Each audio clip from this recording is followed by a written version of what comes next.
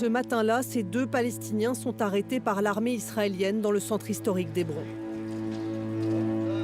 Nous les avons filmés se faire ligoter un poteau, mais les soldats nous ont forcés à supprimer nos images. Ce marchand observe cette scène devenue encore plus banale depuis le 7 octobre. Ce sont des enfants. L'un a 16 ans et l'autre 18. Ils travaillent pour le comité de reconstruction d'Hébron pour restaurer et réparer les vieux bâtiments. Aujourd'hui, c'est leur jour de repos. Ils ne travaillent pas car ils ont le mariage de leur sœur, donc ils étaient partis se préparer chez le barbier. L'armée et les colons israéliens ont renforcé un arsenal sécuritaire déjà très lourd. Depuis le 7 octobre, il n'y a plus de loi. Avant, il y avait des fermetures de magasins tous les jours, des insultes, des humiliations et des interpellations, mais on pouvait au moins parler avec eux. Aujourd'hui, ce n'est plus possible. Ils nous traitent avec violence et agressivité. Ils nous terrorisent. La vieille ville d'Hébron est coupée en 2, verticalement. 800 colons israéliens occupent le haut, protégés par l'armée, des miradors et des barbelés. Depuis des années, ces commerçants arabes ont installé filets et grillages pour arrêter les pierres et les ordures jetées par les colons. Ahmad a 20 ans. En tant que jeune Palestinien, il est la cible des intimidations de l'armée. Tous les jours, ils nous interpellent, ils nous attaquent, au moins 3 fois par jour. Hier soir, ils nous ont fouillés avec un ami. Ils nous ont laissé au moins 1 heure sous la pluie. C'était chez nous, ici. Mais ils nous attaquent et ils nous frappent. On essaye de les éviter et dès qu'on voit des soldats, on se cache pour ne pas être frappé. La peur règne et les clients ont déserté le marché. La plupart des commerces sont fermés. Pour comprendre la tension qui règne dans la ville, il faut passer l'un des checkpoints qui gardent ce lieu, le tombeau des patriarches. Selon l'Ancien Testament et le Coran, Abraham pour les uns et Ibrahim pour les autres y seraient enterrés. C'est ce qui a poussé les colons israéliens à revendiquer leur appartenance à cette terre. Noam Arnon est leur porte-parole. Ils n'ont pas le droit de se plaindre de quoi que ce soit. L'apartheid est ici, contre les Juifs. La présence juive à Hébron, c'est 3% de la ville. Sa mission est de promouvoir et renforcer l'occupation juive de la ville. Ces colonies sont pourtant illégales en droit international. Pour Noam, les attaques du Hamas du 7 octobre doivent servir de leçon aux Israéliens. Ils pensaient qu'en développant une sorte d'entente amicale avec nos voisins, les choses se calmeraient. Ils n'ont pas compris que c'était la culture djihadiste. Aujourd'hui, les gens ne se font plus d'illusions. L'armée et la police prennent des mesures plus strictes pour notre sécurité.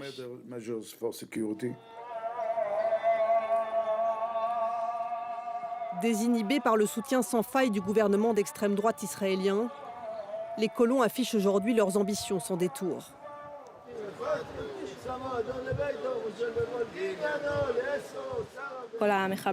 Ce sont tous des terroristes.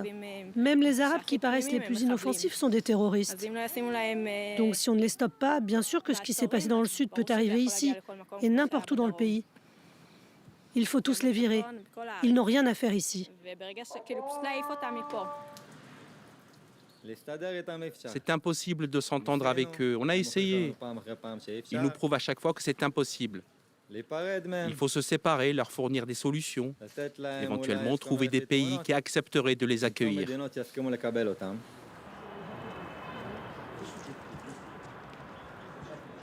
Mi-octobre, le ministre d'extrême droite de la Sécurité nationale, Itamar Ben-Gvir, lui-même colon à Hébron, a distribué des milliers de fusils d'assaut aux civils. Issa est membre des Amis d'Hébron, une association locale de défense des droits des Palestiniens qui documente notamment la montée des violences des colons. Sur cette vidéo qu'il nous a transmise, des colons israéliens patrouillent en tenue militaire, forçant des Palestiniens à rentrer chez eux.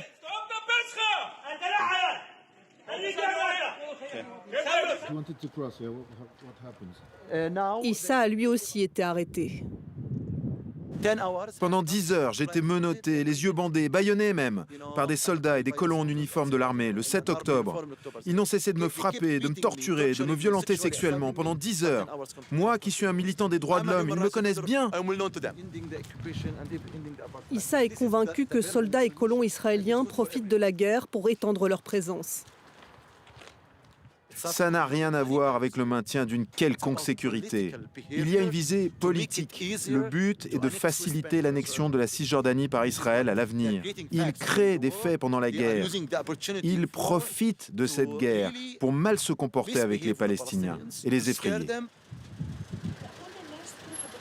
Après l'interview, Issa nous quitte précipitamment pour rentrer chez lui. Il doit impérativement passer ce checkpoint avant que l'armée israélienne boucle son quartier pour la nuit.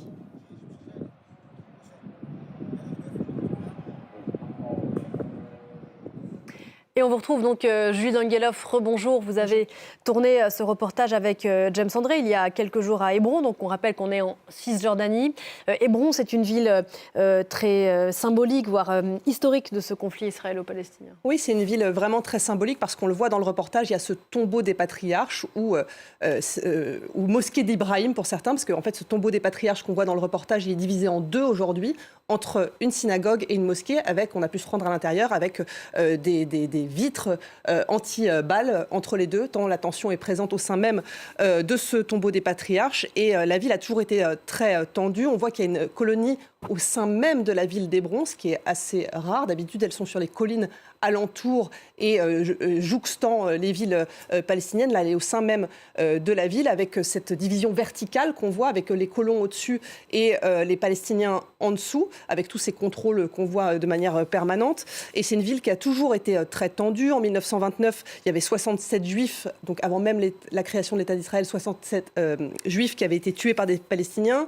En 1994, il y a 29 Palestiniens qui ont été tués par un colon israélien, Baruch Goldstein. On appelle ça le massacre du tombeau des patriarches. Et donc, c'est vraiment une ville où les tensions se sont toujours cristallisées en Cisjordanie. Et aujourd'hui, on sent, avec la présence de ces colons dans la ville, avec l'encouragement aussi de ministres d'extrême droite israéliens pour maintenir la présence de ces colons, avec cette présence sécuritaire très importante, eh bien, que la situation est encore plus tendue que d'habitude. On voit notamment dans le reportage une vidéo du ministre de la Sécurité nationale, Itamar Ben-Gvir, qui distribue des armes. Et lui, il vit dans une colonie qui jouxte la ville d'Hébron, qui s'appelle Kiryat Arba. Donc, on sent dans cette ville vraiment une cristallisation de toutes les tensions entre colons et Palestiniens qu'on peut voir ailleurs, d'ailleurs, en Cisjordanie. Et la conséquence de ça, c'est que la vie au quotidien est impossible, quoi. C'est invivable. C'est invivable, c'est vraiment le mot qui a été utilisé par toutes les personnes avec lesquelles nous avons pu parler. Ils nous parlent d'humiliation, de harcèlement sécuritaire. Et on a pu le voir, on voit au début de ce reportage, ces deux jeunes qui se font arrêter. Ils étaient chez le barbier pour le mariage de leur sœur, ils sont contrôlés. Et on a parlé avec de nombreux jeunes, évidemment, ils ne sont pas tous présents dans le reportage, mais on a parlé avec beaucoup de personnes qui nous disaient on se fait arrêter une fois, 2 fois par jour. Sans raison. Sans raison apparente en tout cas. Et puis on voit donc ces checkpoints piétons où les Palestiniens sont contrôlés, etc. Mais il y a aussi, il faut bien se rendre compte, des checkpoints à l'entrée et à la sortie de la ville. Et donc on voit des énormes files de voitures. Voilà, c'est des images que j'ai tournées avec mon iPhone à la sortie de la ville. Ce sont des très très longues files de voitures pour pouvoir quitter la ville d'Hébron. Alors évidemment, ça crée beaucoup de tensions, les voitures sont contrôlées, les gens nous disent qu'ils attendent plus de 2 heures pour pouvoir sortir de la ville, pour pouvoir aller travailler. Je vais vous proposer d'écouter quelques interviews que j'ai faites à la volée là, dans cette file de voitures. Check where are you go, what you have in your car. Just this is our life. I have to go to hospital as a medical supply in Beit Lahan since more than 2 hours. I am waiting for nothing. This is the way they are treating us. I think next time they will put a cross on the front of our each home or each house. الناس شغل اليوم خلاص الناس هي الشغل اليوم الناس هي الشغل. Voilà, on a un problème de traduction, mais visiblement, ces automobilistes nous disent qu'ils attendent des heures pour... Voilà, il y a un homme qui nous dit, voilà, moi je dois aller livrer du matériel médical à Bethléem et ça fait 2 heures que j'attends, voilà comment ils nous traitent. On voit ce camionneur qui nous dit, moi j'en peux plus, je vais faire demi-tour parce qu'en fait ça sert à rien, je me sens humilié et je vais même pas pouvoir aller travailler parce qu'il faut se dire que donc il y a ces contrôles pour sortir de la ville, ça met plus de 2 heures, mais qu'après il y a d'autres contrôles pour entrer dans d'autres villes palestiniennes. Donc évidemment, ça a des conséquences terribles sur l'économie de la Cisjordanie. Hébron, vous l'avez dit, c'est la ville la plus riche de Cisjordanie, qui commerce notamment avec la Turquie. Et donc, évidemment, tout ça a des conséquences dramatiques. À cela s'ajoute une autre conséquence, c'est qu'il y a une restriction des permis de travailler en Israël. Or, il y a beaucoup de gens en Cisjordanie qui travaillaient en Israël. On a pu en rencontrer notamment à Ramallah ou ailleurs et qui nous disaient aujourd'hui j'ai plus de travail, ça fait depuis le début de la guerre que j'ai pas pu aller travailler. Et évidemment ça c'est un manque à gagner, c'est 400 millions de dollars qui ne rentrent plus dans les caisses de la Palestine. La tension, Julie, bien sûr, est concentrée sur Gaza depuis 1 mois et demi que dure l'affrontement armé entre Israël et le Hamas. Mais on répète souvent que le nœud vraiment...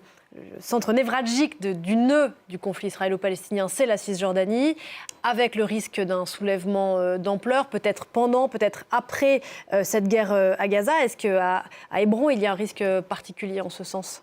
En Cisjordanie, l'impression qu'on a eue, parce qu'on s'est rendu dans plusieurs villes avec James André et Taoufik Mjayed, c'est un bouillonnement, une cocotte minute prête à exploser. Et c'est d'ailleurs les mots aussi qui sont utilisés par beaucoup de gens avec lesquels nous avons pu parler. Ce qu'ils appellent ce harcèlement sécuritaire, le fait qu'ils ne puissent plus circuler librement au sein même de la Cisjordanie, crée un sentiment de tension. À cela s'ajoutent les images qu'ils visionnent sans cesse sur leur téléphone portable de Gaza. Tout ça crée un sentiment d'énorme colère. Issa Amro, qu'on voit à la fin de ce reportage, qui est militant des droits de l'homme, nous disait « ça va se soulever, c'est certain ». On a pu également se rendre à l'autorité palestinienne à Ramallah et on a parlé avec le porte-parole qui s'appelle Nabil Abou Roudaïna. Et lui, il nous parle de guerre oubliée en Cisjordanie depuis le 7 octobre et depuis le début de l'offensive à Gaza avec justement toutes ces mesures sécuritaires qui ont été mises en place, avec le fait qu'aujourd'hui, selon l'autorité palestinienne encore, il y a plus de 3300 Palestiniens qui ont été emprisonnés et arrêtés. Il y a plus de 240 personnes qui ont été tuées. Et ce qu'on a ressenti, c'est la jeunesse, notamment, qui est la cible prioritaire des arrestations, qui nous parle sans cesse du fait qu'il faut se soulever, qu'il faut résister. Il y a des appels à la manifestation. Et quand on leur dit comment vous voyez ce qui se passe à Gaza, comment vous voyez le 7 octobre, ils nous parlent de résistance. Donc tout ça, ça donne l'impression que tous les ingrédients sont réunis pour que, à un moment ou à un autre, ça puisse exploser. On rappelle que les reporters étrangers, depuis le 7 octobre, ne peuvent pas entrer dans la bande de Gaza, sauf exceptionnellement embedded, comme on le dit, avec l'armée israélienne. Donc c'est sous contrôle des autorités israéliennes. La Cisjordanie, on peut s'y rendre, Julie, mais là encore, ce sont des conditions de tournage et de travail très particulières. Oui, tout à fait. C'est très compliqué, en fait, de faire une mission dans cette zone aujourd'hui. Parce que vous l'avez dit, beaucoup de choses se passent à Gaza. Et nous, journalistes étrangers, on ne peut pas s'y rendre. Ce qui fait qu'on doit multiplier les appels comme on peut pour vérifier les informations qui nous sont fournies. Il y a notamment beaucoup d'informations qui nous sont fournies par l'armée israélienne qu'il faut évidemment qu'on vérifie. Donc il y a beaucoup d'informations qui nous sont données par le Hamas qu'il faut évidemment qu'on vérifie. Donc on multiplie les coups de fil également auprès des acteurs locaux. Mais voilà, c'est très très compliqué parce que nous, notre métier de journaliste, c'est d'aller au plus près des faits. Et là, on ne peut pas y aller, sauf évidemment embed, donc amené par l'armée israélienne. Et puis il y a la question de la Cisjordanie, où si on veut parler aux colons ou aux Palestiniens, par exemple, pour nous, ça veut dire changer de fixeur. C'est-à-dire qu'on va d'abord aller... Le fixeur, c'est la personne qui nous accompagne sur le terrain. On va aller, avec notre fixeur israélien, parler aux colons, faire demi-tour, changer de fixeur, prendre un fixeur palestinien pour pouvoir nous rendre du côté palestinien. Donc ça, voilà, c'est des petites choses logistiques qui compliquent davantage encore la mission. Vous racontez au début de votre reportage, vous avez tourné une scène à Hébron d'une arrestation de 2 jeunes Palestiniens. L'armée israélienne nous a demandé d'effacer mes images. Oui, on était en train de filmer. Donc James André filme ces 2 jeunes se faire emmener. On nous parlait depuis plusieurs jours du fait qu'il y avait un harcèlement sécuritaire, que les jeunes se faisaient arrêter, etc. Donc on filme cette scène. Et moi, avec mon iPhone, je tourne, j'essaye discrètement, visiblement ça ne l'était pas suffisamment, j'essaie de tourner le fait que ces 2 jeunes sont attachés avec des fils en sorte de plastique, de nylon, à des poteaux, arrêté, la tête baissée. Et l'armée israélienne vient me voir en me disant « effacez vos images ». Je refuse au début et puis ils me disent « effacez vos images ». Et je me dis « pour sécuriser le reste des images, je vais effacer ces images ». Et ils ont supprimé intégralement les images que j'avais tournées de mon téléphone.